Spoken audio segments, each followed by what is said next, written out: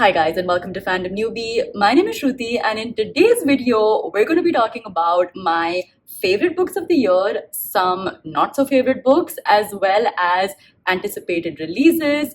Basically it's the mid-year freak out tag where I'm just going to recap all of the books I've read from January to June, and it's going to be fun. So let's get started. The first prompt is the best book that I've read in 2024 so far, and there are two books. The first one, I have like my pile of books over here. The first one is The 20th Wife by Indu Sundaresan.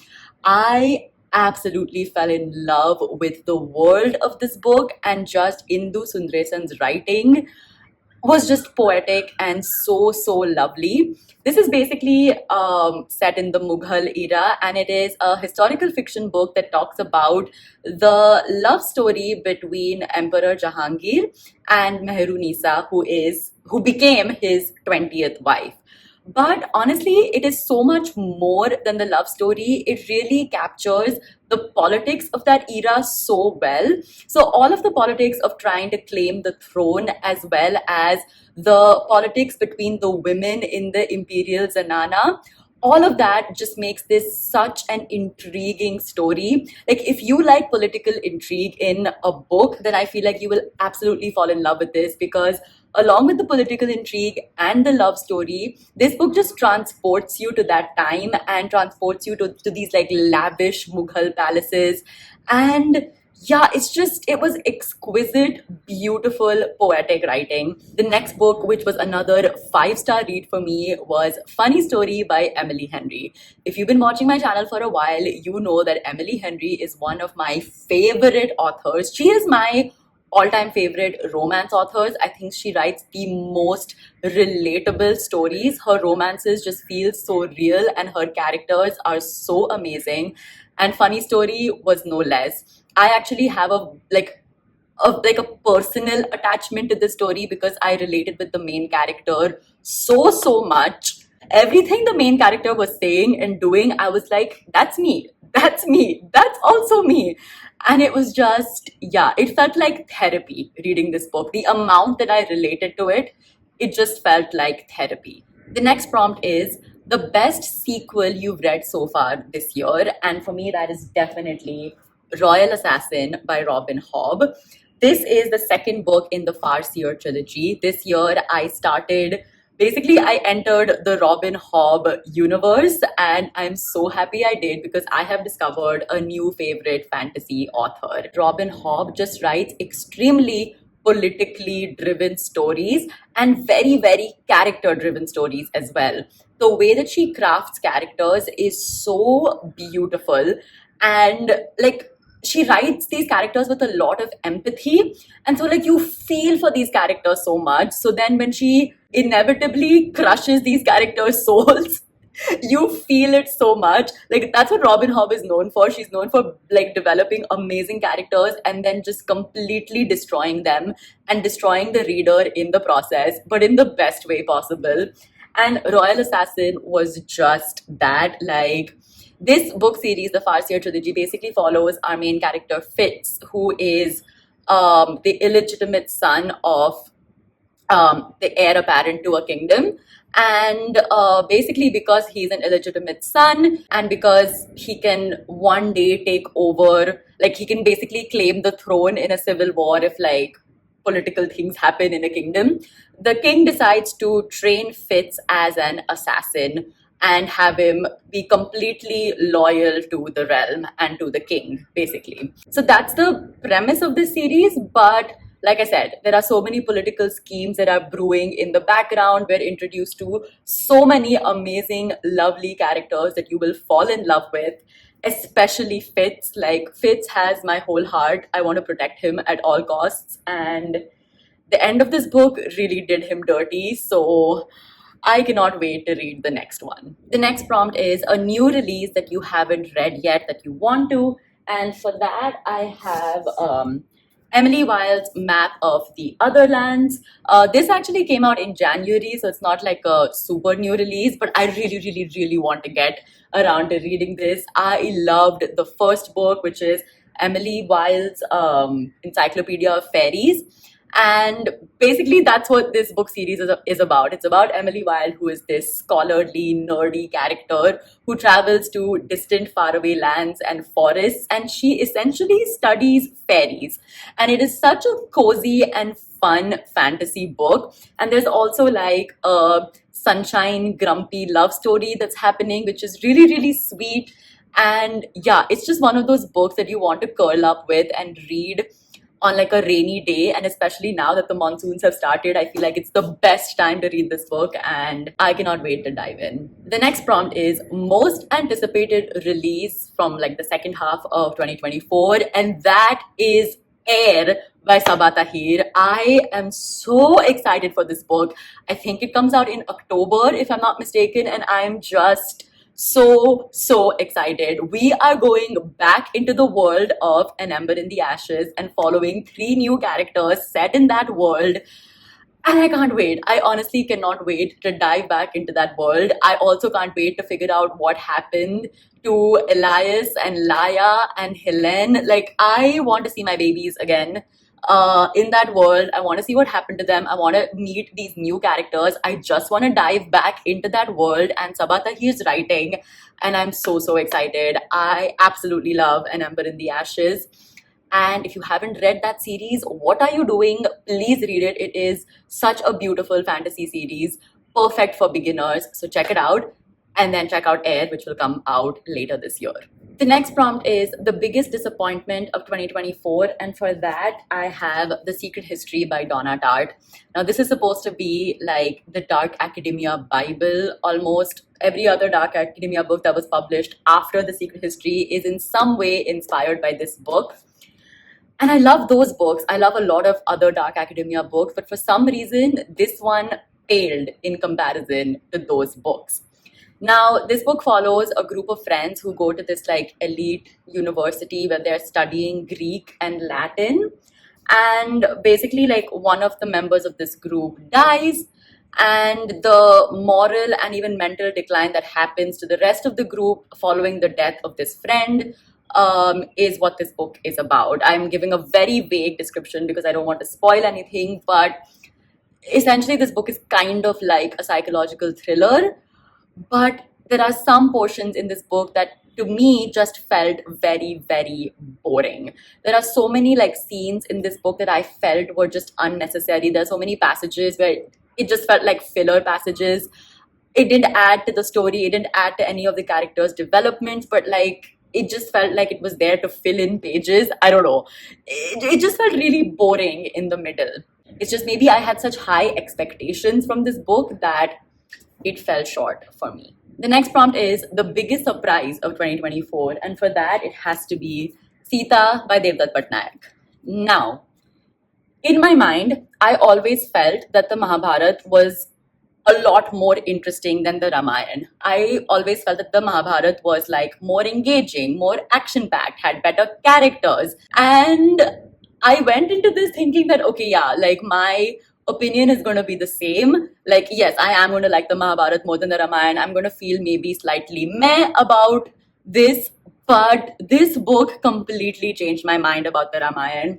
I came out with such a fresh perspective for Ram and Sita and their love, and just these two people and what they stood for and their morals, and just the way that Devdutt Pattanaik has interpreted the Ramayana in this book was extremely interesting, because not only does he take Valmiki's Ramayana and interpret that, but he also takes the different folk tales from different regions of India as well as around the world, because the Ramayana is a huge cultural influence in countries like Thailand and Indonesia.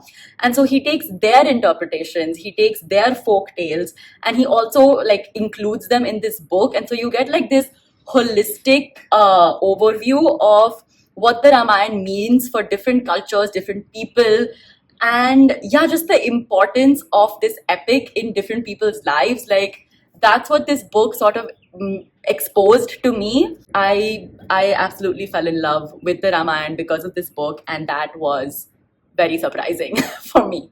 The next prompt is new favorite author, and here I have two. The first one is Robin Hobb. I've already spoken about her. I feel that she writes extremely politically rich stories, and her character development is just so good. And yeah, new favorite fantasy author for sure. And then the next one is Claire Keegan. I've read two of her books this year, and I feel like she is just such a genius in writing short stories and like short novellas, because she can write such impactful stories in such a short span of like pages and words. The two books that I read were both under 100 pages, but they were so impactful and so powerful, and the stories were so emotional. And so, yeah, I'm definitely going to be reading whatever Claire Keegan writes, because I think she's just a brilliant author in telling really powerful stories. The next prompt is newest fictional crush.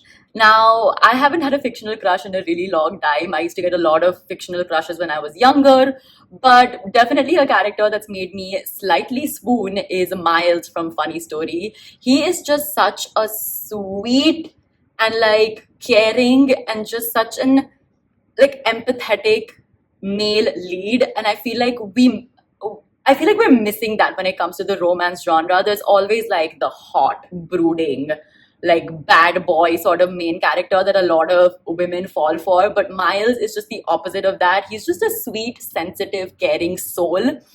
And I really liked that in Funny Story. I like that we got this sort of like soft cutie as the main character. And I feel like we need more of that. We need more caring, empathetic men in romance books. The next prompt is a book that made me cry, and that is definitely Babel by R.F. Kuang. This book is another dark academia book, and essentially what this book does is it talks about British colonialism. And yeah, the end of this book just absolutely crushed my soul. I was weeping at the end of it. And yeah, like if you're from a country that has been colonized in the past, or if you've had any sort of like freedom independence struggle in your country, I think you're going to relate to this book so much, especially if you've been colonized by the British. I think like so many like values of the characters in this book will resonate with you and will resonate with like past freedom fighters that have been there in your country. Like that's how I felt. I was reminded of so many revolutionaries and freedom fighters that have fought for our country's independence while I was reading this book, and I think that is why it made me so emotional. But yeah, it's a fantasy book that just is rooted in a lot of history and a lot of what actually happened in the world. And I think R.F. Kuang has just done a brilliant job of weaving the fantasy into like real history and writing just a magnificent, brilliant book. The next one is a book that made me happy. And I guess for this one, I'm going to say An Elderly Lady is Up to No Good. This book didn't really make me happy, but it was a book that like cracked me up, because essentially what this book is about is this old lady who is kind of like a vigilante criminal who is murdering like bad elements in society. So like people who are cruel, people who are crooks, people who are corrupted, and people who just annoy her also. She basically murders them and she gets away with it. And so it's just a really funny, quirky, goofy story that put a smile on my face. It didn't really make me happy. It was just a really funny, light-hearted story. And if that's what you're looking for, definitely check this book out. It's also really short, so perfect for like a Sunday read that you'll get through in one day. The next one is the most beautiful book that you've bought this year.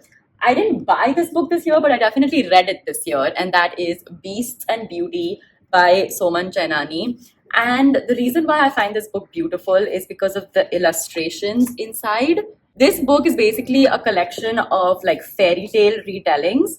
And yeah, the illustrations are just really beautiful in this book and add to the reading experience. Let me try to find one where it's like a full page illustration, because those ones are just like absolutely beautiful. I don't know if you can see this. Yeah, this book just has really pretty illustrations, and it adds to like the atmosphere of reading like fairy tale retellings. Really interesting book. The fairy tale retellings get quite dark in this book. And basically, Soman Chanani has taken a lot of modern day values and he's like added them to old fairy tales. And so it's a very interesting take on fairy tales, basically. The next one is a favorite book to movie adaptation that you watched this year. This isn't a book to movie adaptation, it is a show. I haven't read the source material, like I haven't read the book, but I'm obsessed with the show, and that is House of the Dragon. Oh my god, 2 episodes of season 2 have released by the time like I filmed this video, and I am obsessed. I am obsessed with the show and the characters and all of the scheming that is going on. It's just getting so intense, and I cannot wait for like the full blown battle and wars to start. This is basically a Game of Thrones prequel, and it is set, I think, like 300 years before the events of Game of Thrones, and it is about the civil war between two Targaryen factions. Yeah, it is just amazing. I'm really enjoying diving back into the world of Westeros and all of the politics that come with that. It's amazing. I'm really, really, really enjoying this show. And the last prompt is, what books do you want to read by the end of this year? And oh my god, there are so many. The first is, like I mentioned, I'm watching House of the Dragon and I'm absolutely enjoying it. And so this makes me really want to dive back into A Song of Ice and Fire. I really want to read all of the Game of Thrones books. I gave up reading them the first time around because I wanted to watch the show instead.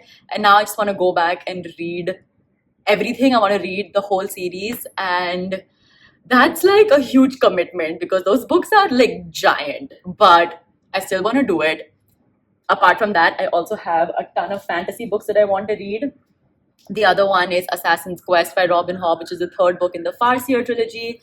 This is also extremely chunky, but I really want to finish the Farseer trilogy as well. The next one is The Burning God by R.F. Kuang. This is the third book in the Poppy War series, which I haven't read. I read the Poppy War in like 2021, I think. I really need to finish the series. And this is also a pretty chunky book. It's like 600 pages. And then there is another fantasy book, and that is The Book That Wouldn't Burn, another pretty chunky book. And so, yeah, I want to read a lot of fantasy this year, and all of them are just like huge books, which are easily like 600, 700, 800 pages long. I don't know if I'm going to be able to read all of them, but I definitely want to try. So yeah, that was my video for today. I hope you guys enjoyed it. If you did, give it a thumbs up.